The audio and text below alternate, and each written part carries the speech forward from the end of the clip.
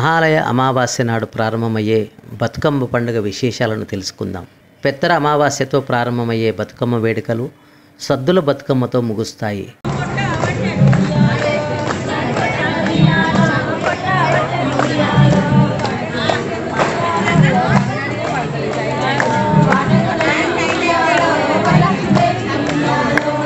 స్త్రీల అస్తిత్వానికి అద్దం బతుకమ్మ పండుగ. మొదటి రోజున ఎంగిలి పూల బతుకమ్మతో ప్రారంభం చేస్తారు. బతుకు అంటే తెలుగులో జీవించు లేదా జీవితం అనే అర్థం. అమ్మ అంటే తల్లి అనే అర్థం. దానినే బతుకమ్మ అని అంటారు. అంటే జీవితమంతా సంతోషకరంగా సాగిపోవాలన్నది ఈ బతుకమ్మ పండుగ ఆంతర్యం.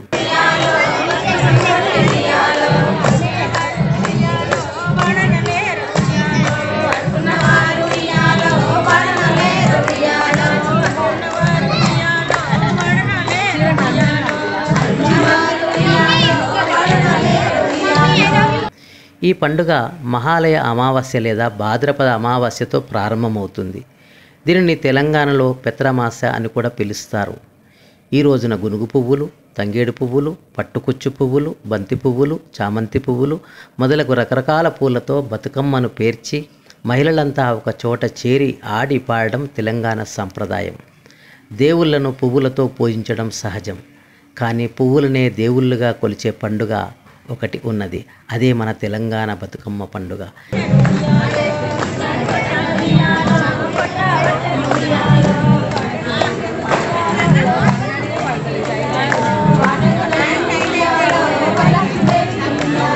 ఇలా పువ్వులను పూజించే సంస్కృతి బహుశా ప్రపంచంలో ఎక్కడా ఉండకపోవచ్చు. పెత్తరమాస నుండి తెలంగాణలో బతుకమ్మ సంబరాలు ప్రారంభమవుతాయి. ఆడపడుచులంతా ఒక్కచోట చేరి తమ అనుభవాలనే పాటలుగా మలిచి చప్పట్లతో గౌరమ్మను కొలిచే గొప్ప వేడుక. బతుకు అమ్మ అని దీవించే పండుగ. ఈ పండుగ వెనుక ఒక కథ ఉన్నది. ఓ దంపతులకు పిల్లలు పుట్టినట్లే పుట్టి చనిపోతున్నారట. దీంతో బిడ్డల కోసం పార్వతీదేవిని ఆమె ప్రార్థించింది. ఆమె కరుణతో వారికి ఓ ఆడబిడ్డ పుట్టింది. ఆమెను వారు బతుకు అమ్మ అని ఆశీర్వదించి ఆమెకు బతుకమ్మ అని పేరు పెట్టారు. అలా ఎంతోమంది పిల్లలు పుట్టి చనిపోగా బతుకమ్మ అని ఆశీర్వదించడంతో ఆమె బతికింది కాబట్టి ఆమెకు బతుకమ్మ అని పేరు పెట్టారట.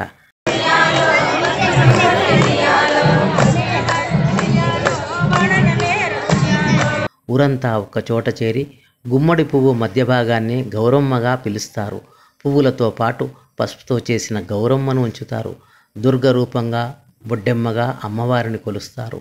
ఇక పండుగ వేళ ఊరంతా ఒక్కచోట చేరి బతుకమ్మ మాకు బతుకు నీయవమ్మ, చల్లగా చూడు తల్లి అని పాటలతో అమ్మను వేడుకుంటారు. తెలంగాణలో ఇది అత్యంత అద్భుతంగా జరిగే